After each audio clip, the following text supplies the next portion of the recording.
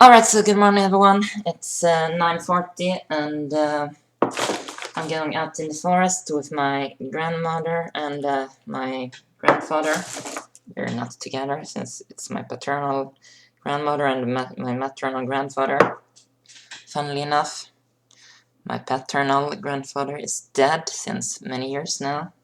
Since 21 years now. It's insane how long he's been gone. And my maternal grandmother is not a person that cares about me or my siblings.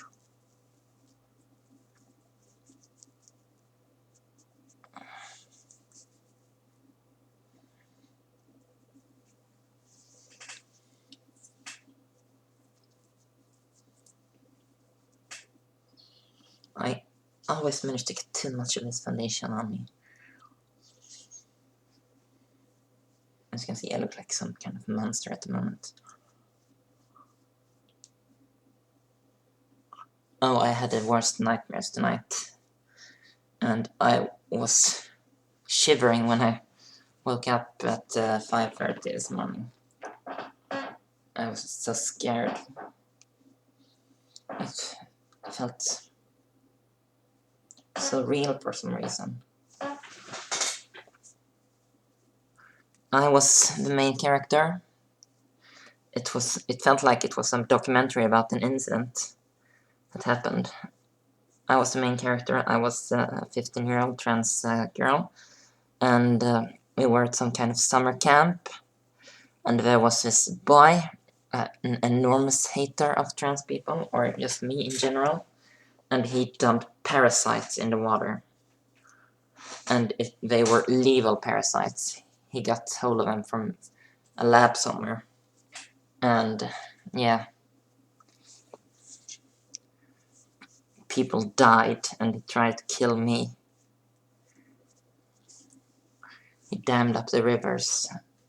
It was camper on some water, and he dammed up the whole place, and he captured me in some way, and some people died because they were infected, and they were like these very lethal parasites that kill you in just a few minutes.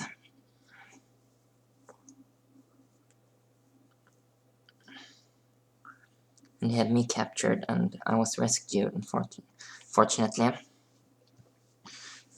And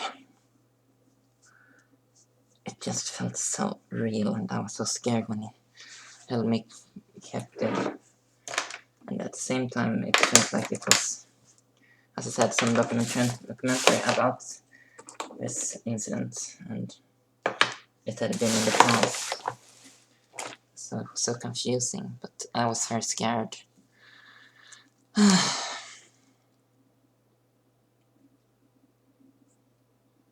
You know, sometimes you have dreams where they feel just so real. And this one was very real for me.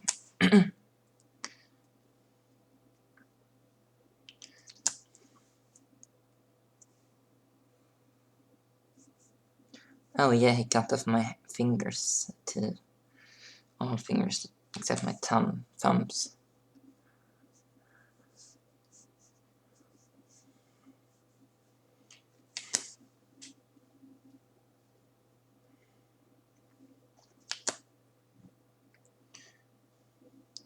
And I remember my parents being there, and they were just like, whatever.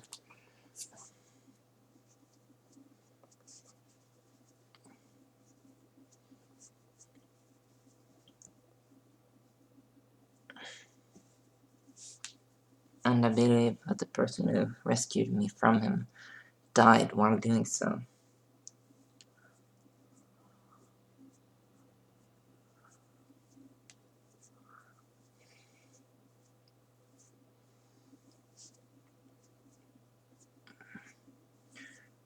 It was just tragic and scary and everything. And yeah, not something I want to remember that fondly. This dream I actually remember quite clearly, even though it's started to fade now. I don't keep any dream journals or so.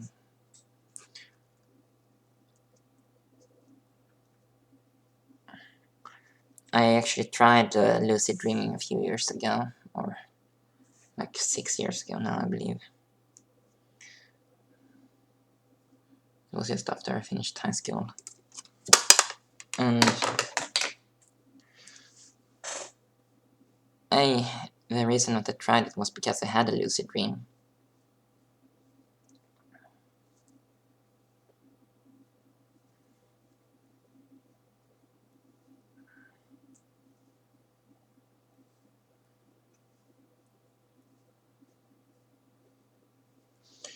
And I kept it for a month or so, and then I gave up.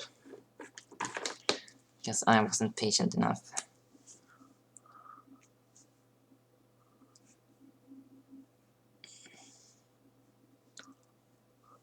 And most of my dreams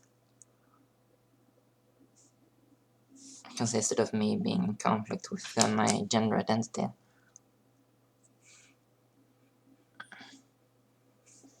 I had come out back then, but I had withdrawn my coming out since my parents weren't supportive of it.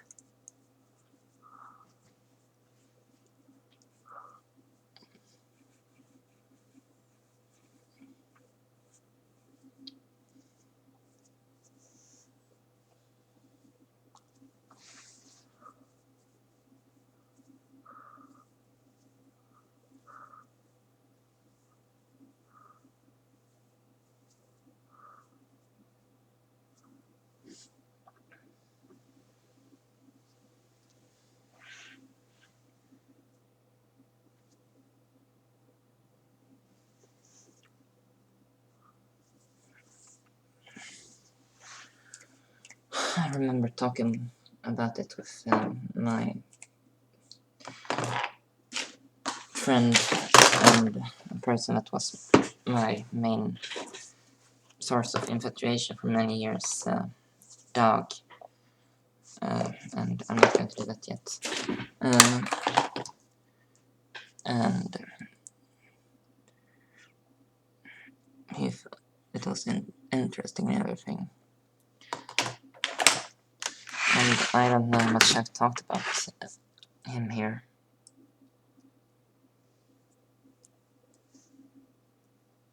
But Dog was my first crush. I had a crush on him since I was like 15, 16. Or 16, I believe. That's when I started high school. And we were in the same class. He was this tall, mysterious, silent guy.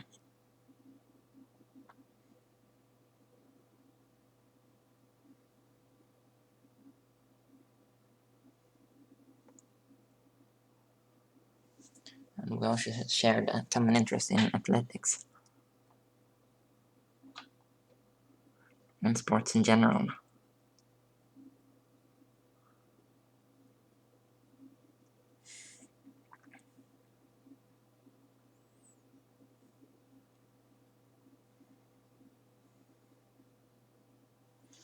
He was the first person aside of my parents that I came out to.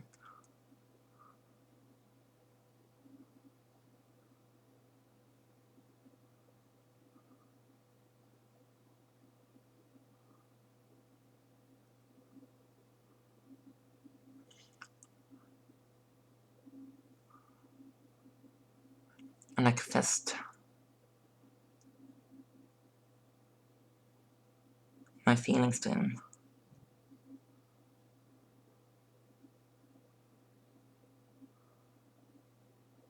When I was about 20.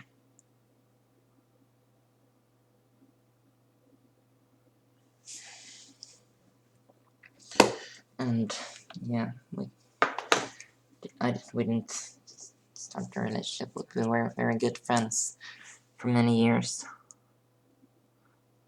Until last December or January, when his father passed away.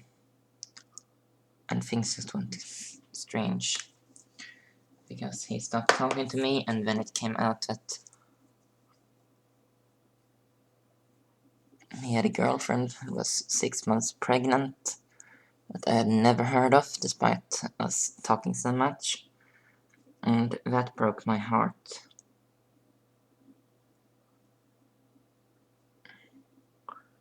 So I just gave him my best wishes, and then I haven't heard a single word from him now for so long.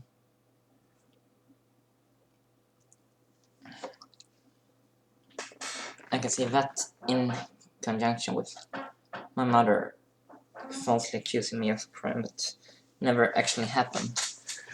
It just crushed me so much. I was so sad afterwards. And it has affected me so much.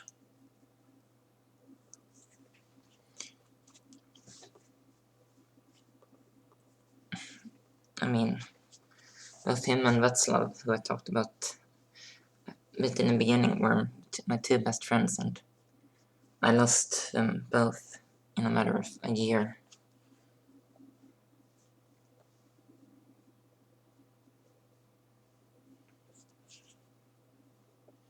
And I was so alone after that.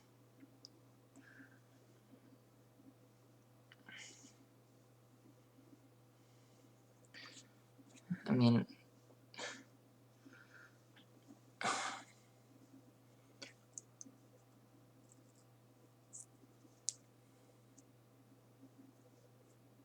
it's hard when feelings are involved. It's very hard.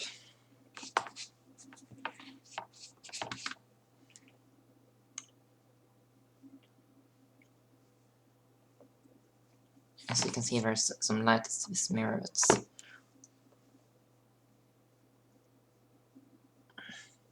reflecting. Yeah. I've seen his mother a few times, and we say hello to each other. But that's about it. Because I'm still very heartbroken over everything that happened with the dog. And I don't know if I'm going to get over it. And I am a coward since I avoid people.